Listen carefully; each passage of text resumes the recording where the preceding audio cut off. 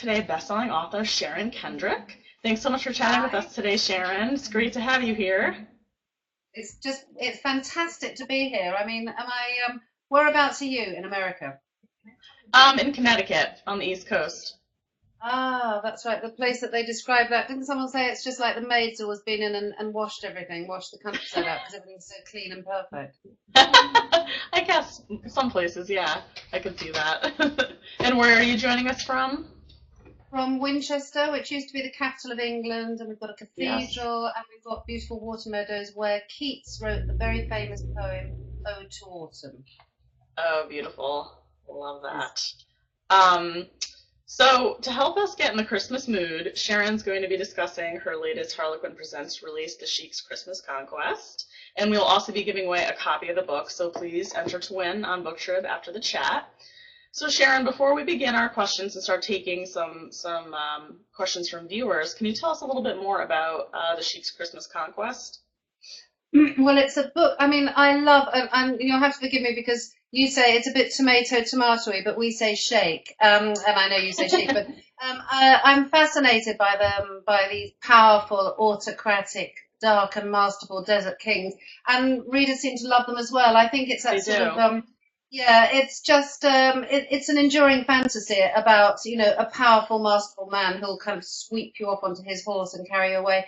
And I Right. just, and the horse is key in this because the sheikh has a horse and uh, which is very very sick, and the heroine is a horse whisperer, and Mm-hmm. he really needs her to go out to his country and fix the horse for him. But basically, she doesn't want to know, and he's a man that's not used to being refused anything, so. He's Exactly. angry, but he's also slightly tantalized by this feisty woman who's daring to say no to him. Yeah. Are you a horse Because lover? say again. Are you a horse lover? Do you have horses? Do you ride? God, no. I mean, I love horses. I love to watch them, but I'm one of those people. I was out in Australia once and, a little bit sort of scared of the horse. And they said, oh, don't worry. You can go on Charlie. He's really placid. And this was a great big Shire horse. I mean, it was the size of a mountain. And they sat me on it. That's the most supposedly facile thing ever. And he started rearing up like Roy Rogers. It was the most terrifying Oh moment. my God. I had a similar experience. I can't get a horse to do anything for me. I'm like, come on, let's go. And they just Uh, don't move. no, I guess I'd love to be one of those people that could just leap on a horse. just right away into the Yeah. sunset. That's amazing. Yeah. So do you have any secret writing rituals that kind of help you during your process? Do you ever do the same thing when you're writing? Is there You any mean kind of like a footballer sort of putting his socks on backwards, that sort of thing? exactly? Um, no, I mean my tips really are or rituals. I definitely write best in the morning when my mind is Yeah. clear and when the world is quiet, and when there's not a lot of outside Hmm. influence. And you can lose yourself in the world you're creating. I mean, obviously, if I'm on a deadline, I can write later, but I prefer not to really. I like to I just like to get swallowed up by it and then Hmm. finish with it for the day. Right. Yeah, I would be the same, I think. I think doing it in And the I evening don't would have, be different. I've got this lovely writing room. I don't know if you can see any of it, probably can't, but Yeah, a little. with lovely pictures and Beautiful. I've got a piece of lava here that I picked up from. It was still warm, and I picked it up from Mount Etna very Ooh. recently. But actually, I can write anywhere. I can write in a windowless room. Because you have to be able to. If you're writing for a living, you have to be able to write anywhere and lose it. The only place I can't really write is outside because I get quite distracted by the sounds of bird song or people calling to one another. Exactly, yeah. Would you say that you're a plotter, or do you write by the seat of your pants and just kind of go with it? Well, probably a mixture of the two. When I wrote my first one, I actually plotted it out chapter by chapter, and it was accepted without a single change, which is quite rare. Maybe I Wow. should I should do that more often. What I tend to do is have an overall idea, a main conflict, Yeah. and an idea of where the story will take me, and then I see where they take me really. Right. How many books have you written so far? What Well, number are you I'm on? just finishing up the revisions on my 99th book. Almost at 100. Wow, that's Almost impressive. 100, yeah, exactly. And in fact, the first one was in Australia, and the guy I was very friendly with them. I said, "Oh, I don't know what to write for my 100," and he went, "Why don't you take it back to Australia where it all started?" So I might have a little bit in Australia. Excellent. So what do you think is the best part about being a writer? What do you really love about doing this every day? Well, I mean, it's fantastic to be paid for doing something you love Yeah. so much. I love creating a fantasy world, and I like creating fantasy people, but to do it with a lot of passion and dedication so that they become real to me and real to the Right. readers, so that they're like Mhm. people I know. It fits in with life. It's a job that actively encourages travel and Yeah. experience. So everything really is a kind of research and a learning process. hmm Um, Speaking of travels, where have you gone lately? I know that you love to travel, and I'm sure it Oh, inspires a lot of your books. Can you tell us a little definitely. bit more about Yeah, it? well, at the beginning, in October, I was in Umbria olive picking. Some friends of mine have got a place out there, so we go out there every Oh, October amazing. and we pick olives. It was amazing. And there was also, it fell on Halloween, so we all dressed up and had a Halloween Oh, party, fun. which is also slightly bizarre. Do you know what I mean? In the sort of the quiet Umbrian countryside, with just, Right. and then sort of like ghouls and ghosts running out everywhere. Last weekend, I was in Venice, and Oh, beautiful. some friends were taking me there for my Christmas present to the Daniele, which is like the most amazing hotel in the entire world. I think Oh, yeah. it's a very popular hotel with Americans. Anyway, I said to hmm the guy, Fabio, "Oh, I'm a writer and I need inspiration," and he said, "Yes, we're just giving you an upgrade." Well, they gave me a room with the most enormous sitting room. It's an old Doge's palace. Yeah. It was exactly like something that some place that my hero would take my heroine. So it was perfect. Oh, fantastic. And I'm off to Portugal next week to Lisbon because Oh, I'm thinking of setting a book there. Yeah. yeah. Now, Hmm. what do you think Yeah, about oh, the carry on. Yeah. Sorry.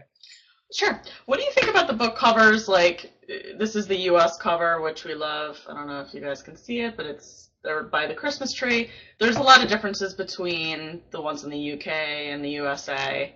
What do you think is the main difference in the way that they market the covers? Well, I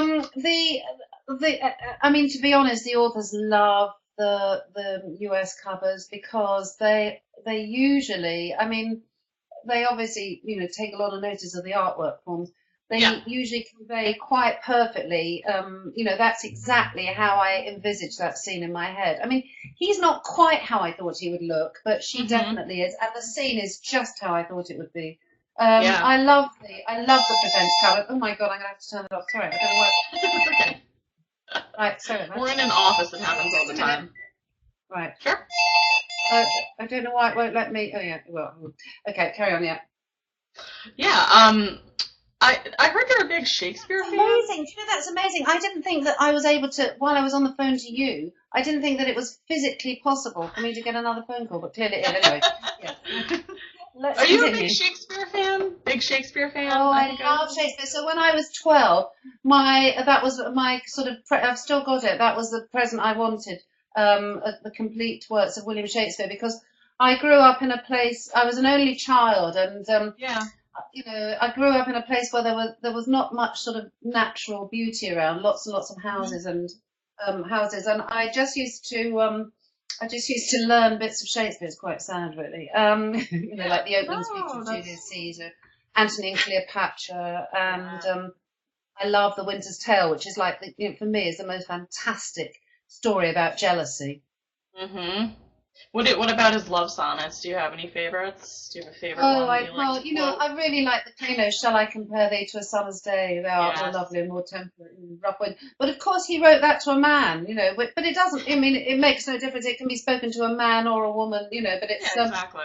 I remember being quite surprised when I read that because when you're younger, you're just so sort of, um, so focused on a conventional view of the world. And, Exactly. of course, he was an amazing man and there's a theory in England, well, there used to be a theory that actually he was taught very badly in schools because teachers actually didn't want the pupils to enjoy Shakespeare, because of course he tackles some really contentious themes, and he writes about sex and betrayal and great big heavy stuff that I don't think they approved of school children embracing these themes. There's nothing better than a Shakespearean insult. They're full of them. This is your favorite? I do. I can't even remember. There's so many. I'm trying to think. What about you?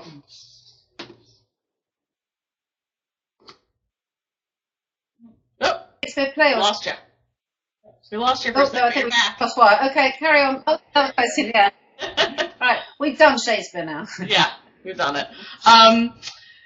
So Olivia Miller and the Sheikh, who can you see playing them in the movie version of this book? Are there actors and actresses that you could imagine in the role? Definitely. Have you got I know you often get a lot of our TV programs. Have you had Poldark out there recently? Yeah, is that we've got. Yeah, we did an article about Poldark, I believe, on BookTrib. Oh. Yeah. It's set in Cornwall, and it stars this Irish actor called Aidan Turner, who, I'm not joking, every woman in England is madly in love with him. He transcends all ages, all classes. He is just, for me, he's the ultimate alpha male and presents heroes. So he could, and he's dark. He's dark with quite burning, intense, dark eyes, and the heroine has got sort of Titian hair, and I see her being quite sort of petite. Well, she is petite, and I thought that Isla Fisher would be very good in playing her. I think she's a great actress, actually, a good comedy actress, and I'd like to see her doing some more serious stuff. Yeah, I do love her. So do you think we can sign them up? Yes. Do you think we can get them? Yes. They're on. It's time. Good. Right. So when you're not busy writing and, working towards a deadline, what are some other things that you love to do besides travel when you're not writing? Well, I love going to the cinema because I get lots of ideas from films, and I particularly love foreign films.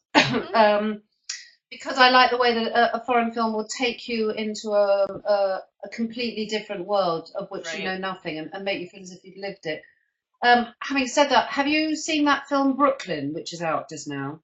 No, I haven't seen it yet. Have you heard of it? No. It's out just now. I mean, it's on general release in England, and I would think that you would get it in America because it's set in Ireland and in New York, and it's just it's innocent and evocative, and it's the most powerful love story. It's really well done. I honestly recommend. It's my film of the year, I think. I did have an Irish Catholic mother though, so that might have something to do with it. But I would recommend everyone go and see it because it's fantastic. I will put that on. So I like theatre. I'm very lucky because in Winchester, although it's sort of out in the middle of the country, it's like an hour on the train into London, and I very often go to the theatre. One of my favourite playwrights is, you've got some great playwrights. I love Arthur Miller, and I love Eugene O'Neill. I mean, I love the great sort of American playwrights as well as Shakespeare. Yeah, I love Eugene O'Neill. I love, I do like making sort of specialty cakes, something I used to have a sort of passion on, but I do that less now because my children obviously aren't little now, but, and also I don't really want to, cake making, the trouble is you make cakes, you eat cakes, there's always a sort of payoff, isn't there? Did you have a business that you ran, or was it just kind of like a side? No. I used to make them for friends or for family. Sometimes fantastic. People would say, "Oh, can you make one for my daughter's party? I'll pay you." But to be honest, because I was quite obsessional about getting it right, they could never pay me what it would cost. So I would just do it for love, really, not money. Yeah. Oh, that's amazing. Yeah, there's so many, cake decorating is getting really big lately. There's, a lot of people I know taking classes and learning the fondant and everything. We have a program here called The Great British Bake Off. Have you heard it? Yes. Well, it's taken the country by storm. It's they start out with 12 people making cakes, and they have to do the most elaborate cakes you've ever seen.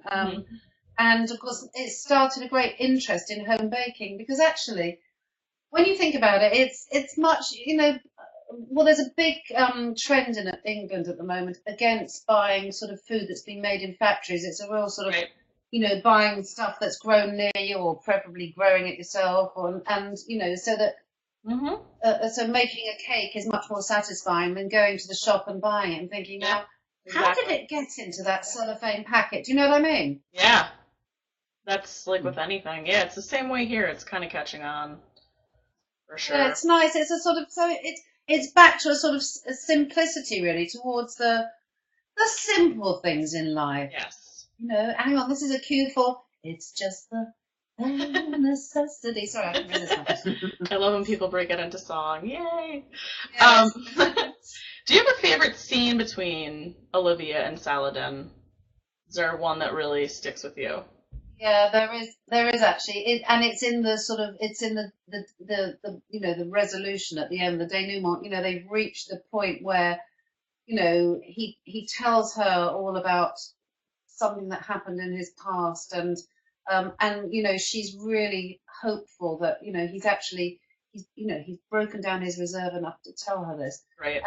And so she's hopeful that that they could become closer, but he can't get past what happened, and he's like a lot of men who just sort of compartmentalizes it, and it's there, and that's the effect it's had on him, and nothing's going to change. And then so she goes back to England, and she just thinks, I don't know if I'm allowed to say it, she thinks, sod you.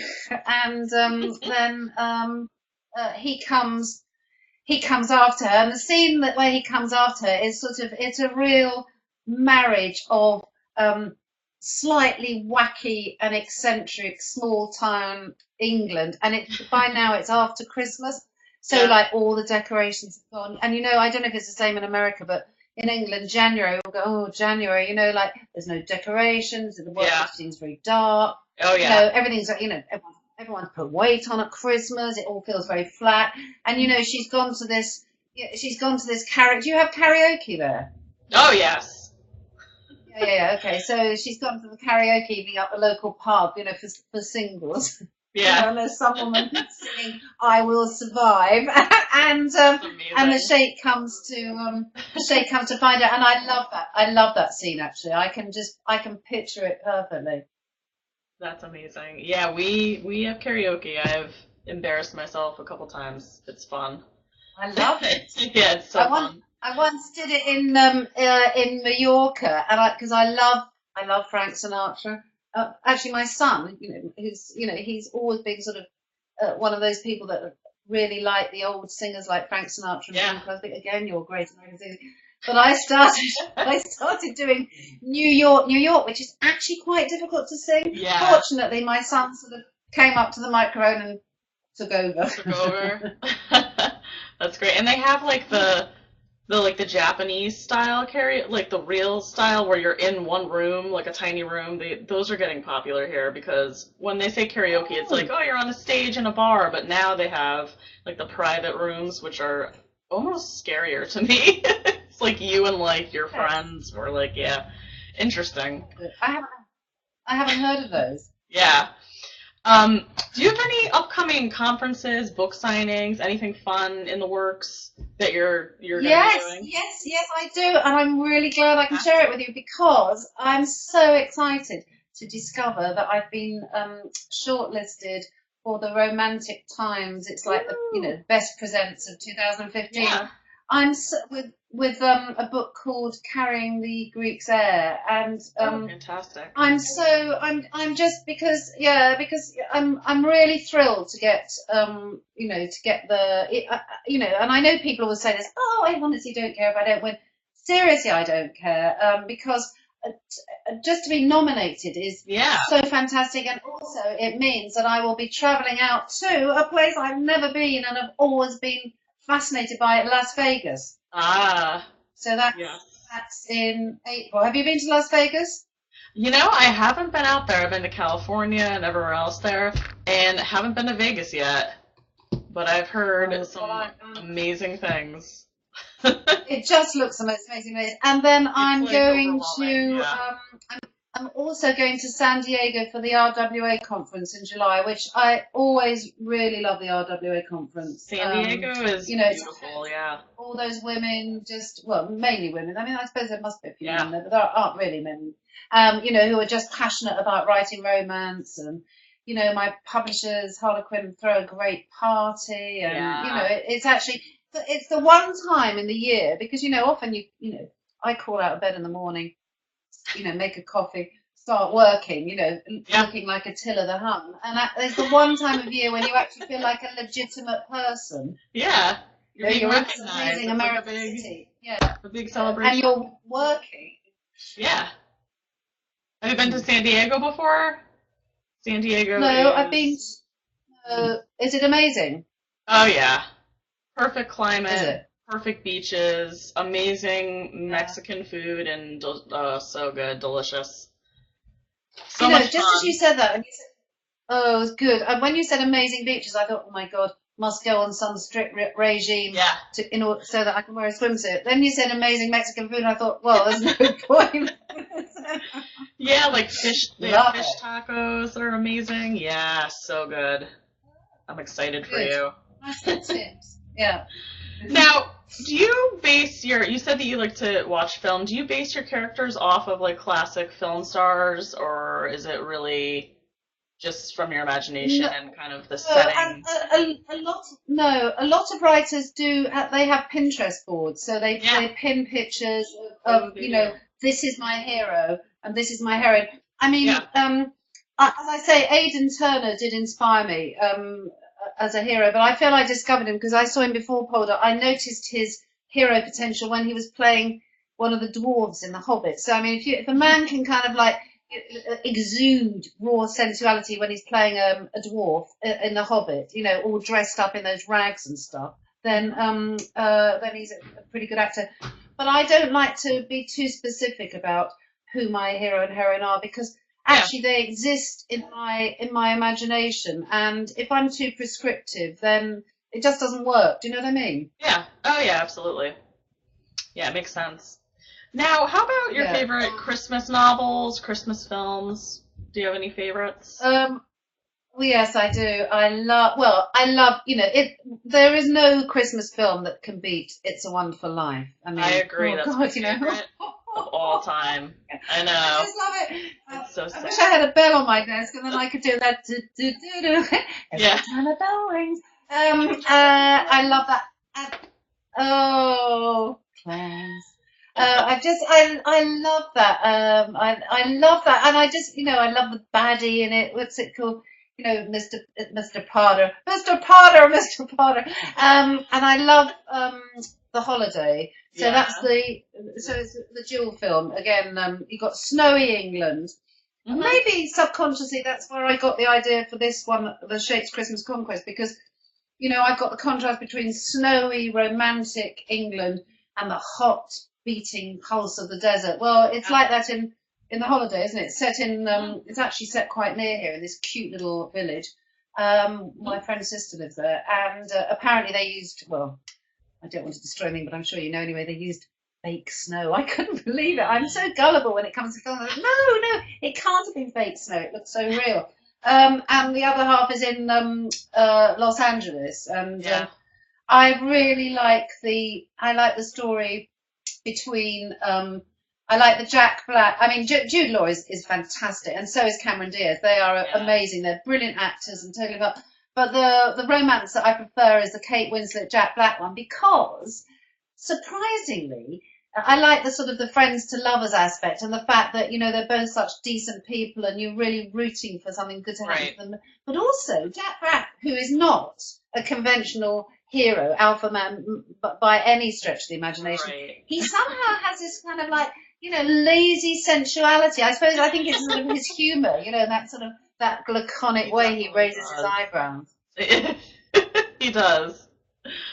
Oh my gosh. gosh. And of course the other one I really love, which they sometimes put on at our local cinema on Christmas Eve, is, White Christmas. I mean, again, I love or Holiday, and I love the song. I love Bing Crosby. Yes.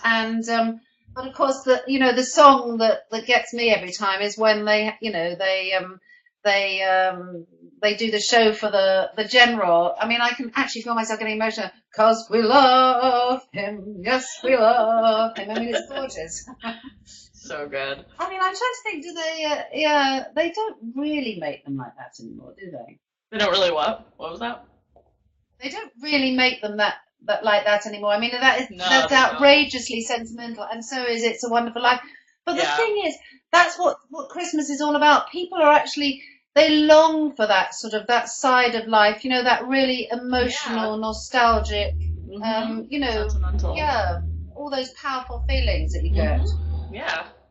Yeah, we're not as in touch with it anymore, which is, it's No. kind of sad. What are your plans for Christmas this year? What are you doing?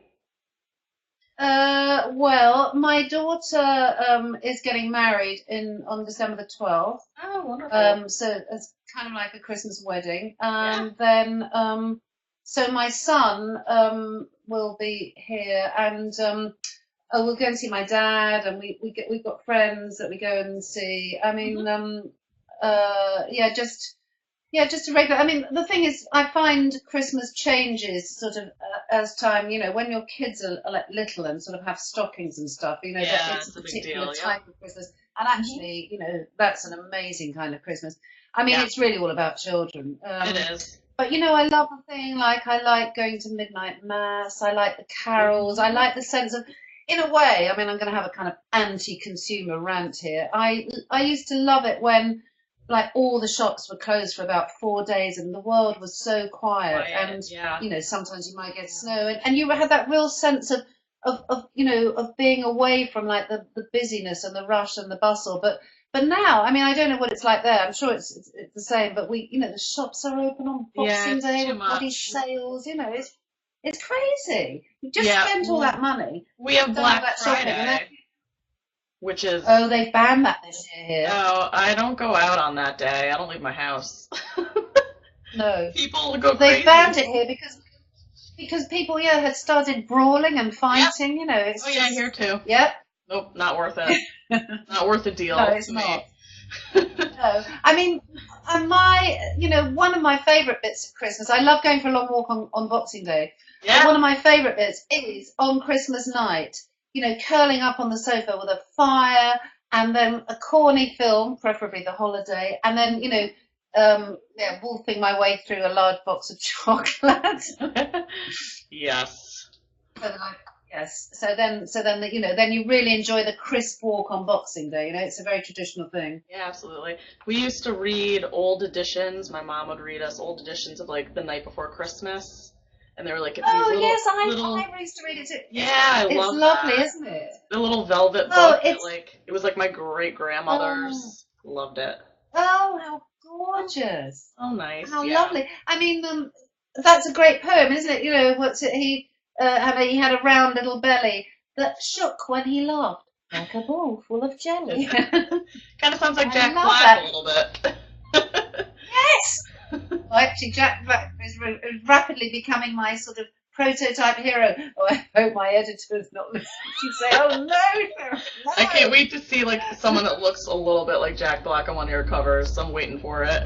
I mean, do you find him attractive? I don't find him unattractive. I mean, I don't know. I don't think I've ever really thought about it though in that way. He's not like, I don't look at him and say like, ugh, he's just, I like funny guys, so I find funny guys attractive. It doesn't really matter what they look like to me. Yeah. So there you go. I mean, I do think that Bradley Cooper is a very attractive man. Yes. Yeah, he definitely is. Absolutely. And he's a very good actor. Mm-hmm. Did you see him in what was that 70s film with Jennifer Lawrence where they were all sort of like crazy gangster films? Hustle. What I mean? Yeah, American Hustle. American Hustle. Yep.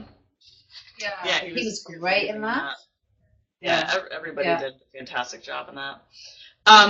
We have a couple of viewer questions that I just wanted to to look through. Perfect. Connor says, are you currently reading any Harlequin books? Do you have any authors that you like?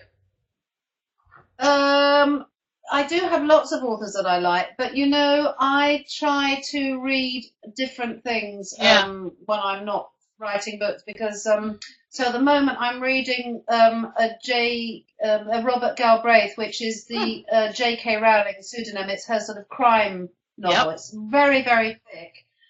She's a great writer. And I've got, let me see if I've got it here. Oh no, I've taken it downstairs. I've just read a very weird Dutch novel called Summer House with Swimming Pool. That was it's just a very weird book. But sometimes I like weird, Yeah. Yeah, absolutely. Yeah. Jessie says, what are 3 facts about you that readers might not know?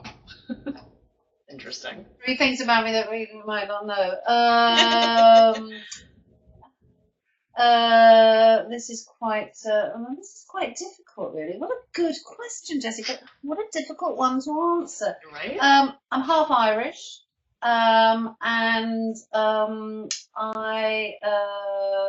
I love pottery. Pottery is my passion. Me too. If I weren't writing, I'd love to be a potter. Oh, fun. And I also love to sing and to act, but I haven't done that for a while. I used to be in a local sort of operatic society, and we did all your great American musicals, and I played Gertie Cummings, the woman with the very irritating laugh. That's amazing. Do you have a potter's wheel at home? I just started throwing on the wheel again and doing pottery, so that's exciting. Oh, well, no, actually, I don't. I go to a class every week, and we don't use the wheel. So nice. If I should have had something on my desk really that I just done. No, we do coil pots, or I'm quite fond of making animals out of clay. So I've got about 6 geese downstairs, and I'm just doing a goat. Oh, that's cute. Love it. That's coil. I love working with coil too. Awesome. Yes, and I mean, I find it very therapeutic and restful. But also, it's something that you're creating something, but it's also it's artistic, but it can be functional. So you can create a cooking pot if you want. Exactly. Yep. Yeah. Good question, Jessie. Yes, thank you, Jessie. So one more question because we're running out of time. What are you working on next? What's in the pipeline for you? So I'm just about to start my 100th book, and it's going to be when I'm writing the books. I find that obviously the characters have a life and they know people in it, and so the heroine of the book I'm about to write she's actually just the man she was supposed to be married fell in love with someone else. Mm-hmm. What a rotter! But these things happen. They've been betrothed since children. They didn't really know each other, and she has just gone to, in fact, she is a good horsewoman. She's just gone to Australia to escape, because she's a princess in a different country. She's just gone to Australia to escape from all the kind of hullabaloo after her failed engagement. And she's going to meet up with a guy who is her half-brother of the heroine from 2 books ago. I tell you, it's just, I created a whole kind of like complex world. Yeah, and sometimes it's like quite weird to get back to the real one. Yeah. How do you keep it all straight? It's interesting. You've got new characters jumping in, and the old ones revisited. I know, and actually, I should make notes, and I do make notes. I've got to, but I don't make as many notes as I should do, really. But I keep a lot of it in my head, which is probably wow. The trouble. Yeah. I don't know if that's such a good idea. It's impressive though, because you're almost at 100, which is amazing. And I just wanted to say thank you so much again for joining us. It's been a wonderful time. And thank you to our viewers as well. And please enter to win after the chat. Thanks, Sharon. Thanks for listening. Have a wonderful day. Bye. Bye.